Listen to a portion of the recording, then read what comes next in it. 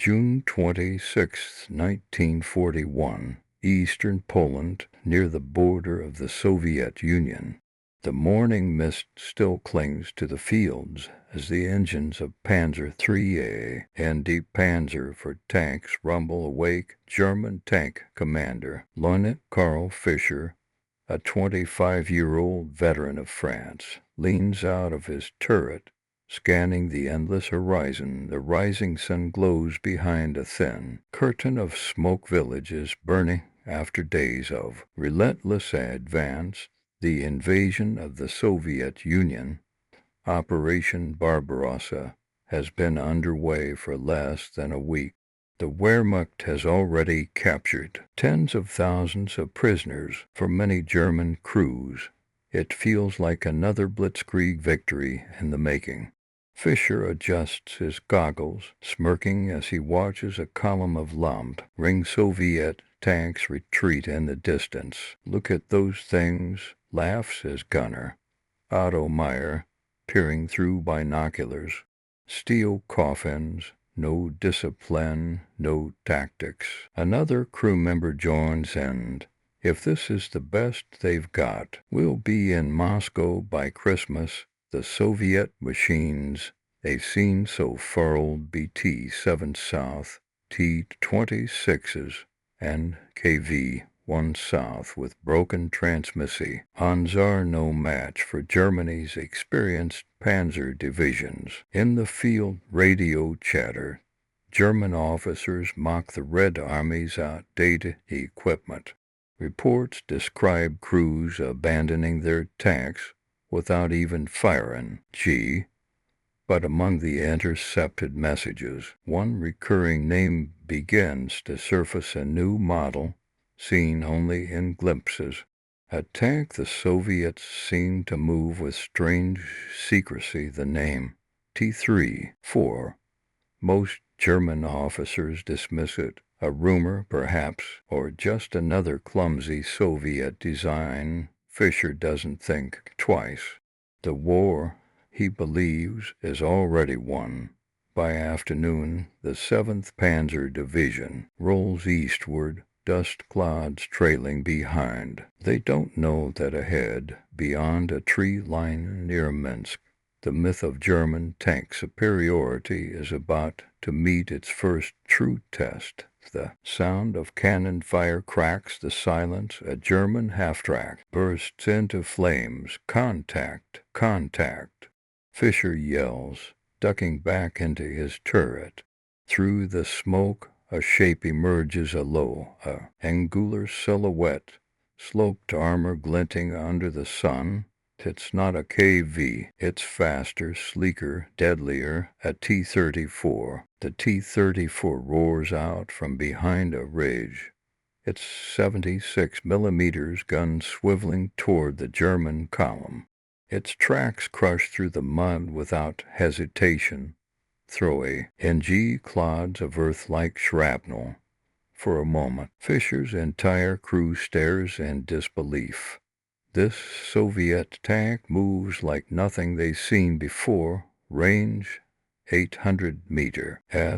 Otto shouts, his voice cracking with surprise. Type unknown. What is that thing? Fischer's instincts take over. Load armor piercing, he barks. The Panzer IV's 50 millimeters gun fires, a deafening crack echoing through the trees. The shell screams across the field and slams into the T-34's frontal armor, then ricochets harmlessly away, whining into the distance. Hit! Otto shouts, then stops, mid-word as the smoke clears. The T-34 is still coming. It fires back. A thunderous flash erupts from its gun. The German tank beside Fischer's erupts in flame, its turret blown off and landing several meters away. Men scramble from hatches, their uniforms ablaze. The Soviet machine doesn't slow.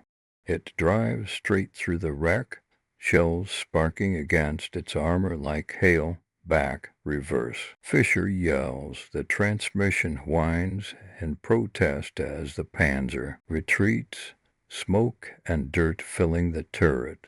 Otto fires again, another useless shot. The T-30 for halts.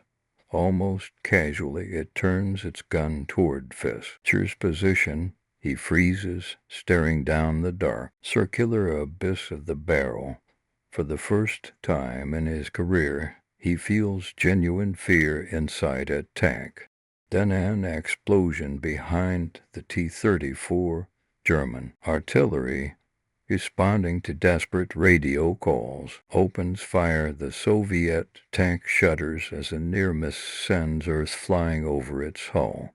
It turns, retreats back into the woods, and vanishes, silent.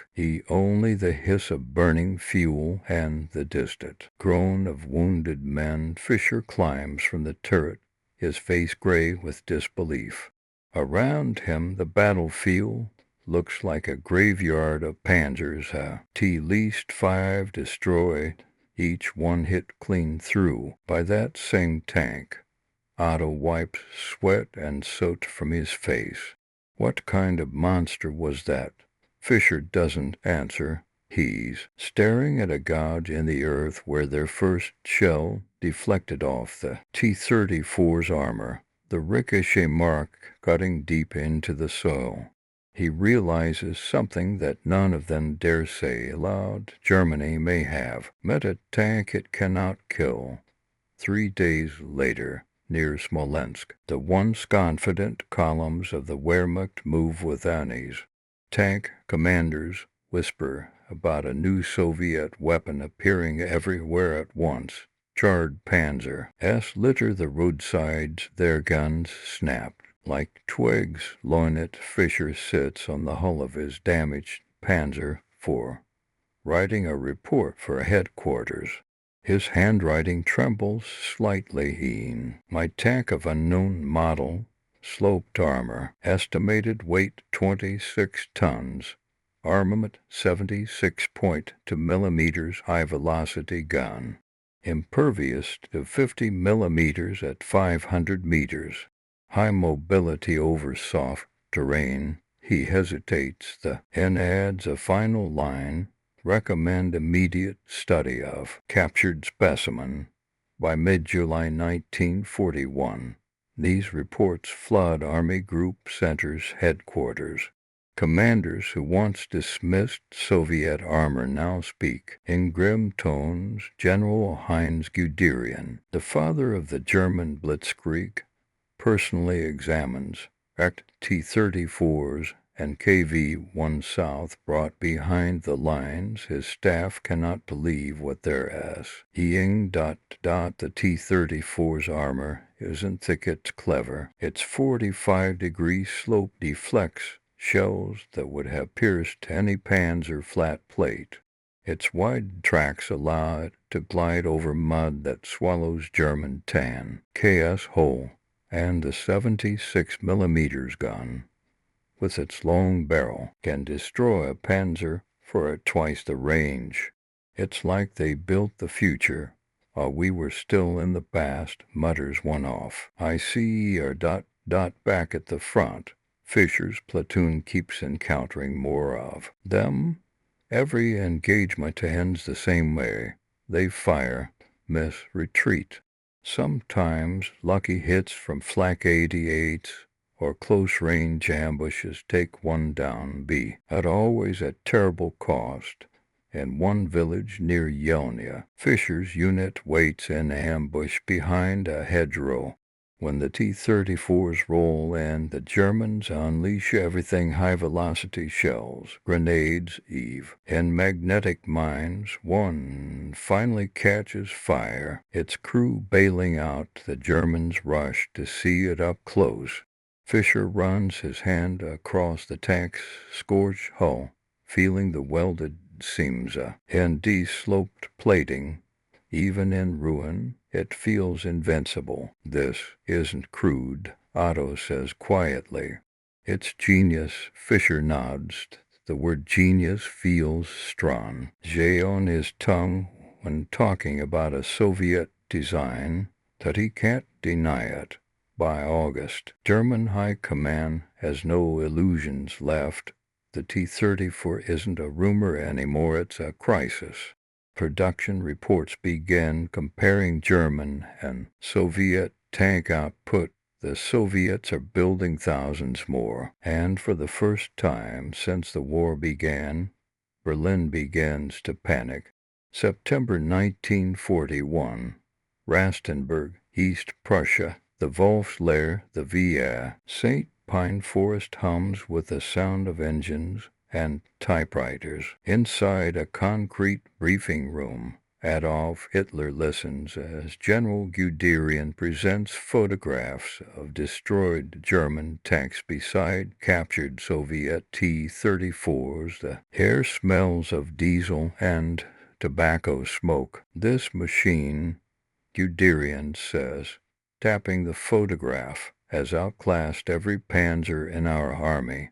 Hitler leans forward, eyes narrowing. Impossible. The Russians are primitives. Their factories with respect. Mein Führer, Guderian interrupts.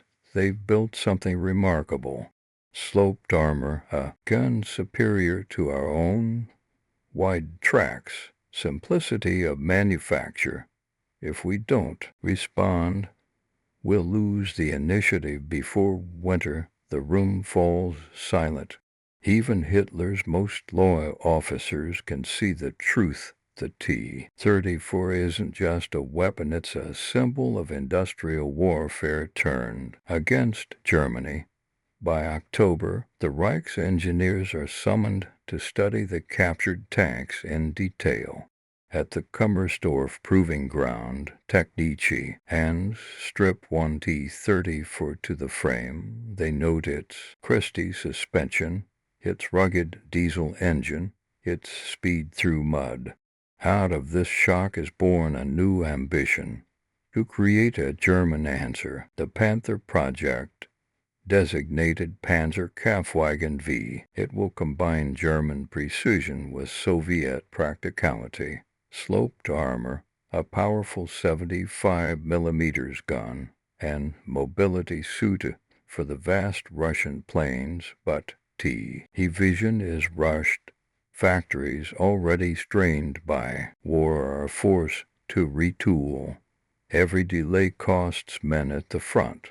Meanwhile, Leutnant Fischer and his battered company endure another winter on the steppe. They receive word that new tanks are coming, something superior, something that will restore German dominance.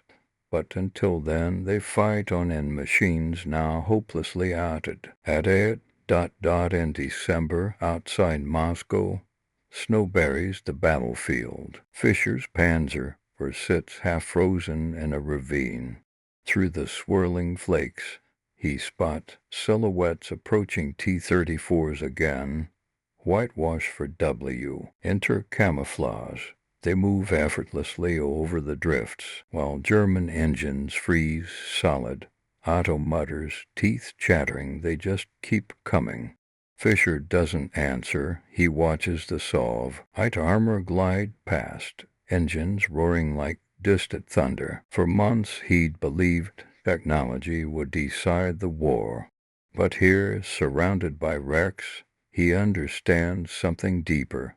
The T-34 isn't only a machine, it's a message. The Soviet Union will not break. Back in Germany, blueprints of the Panther are finalized. Engineers work through the night, sketching new armor angles, recalibrating guns, calculating steel tolerances. The design is brilliant, but every day lost means more men dying under the treads of the T-34. As 1942 dawns, both sides prepare for the next great confrontatio, and the Red Army now fields thousands of T-34's. The Wehrmacht pins its hopes on a weapon still being forged in steel and secrecy.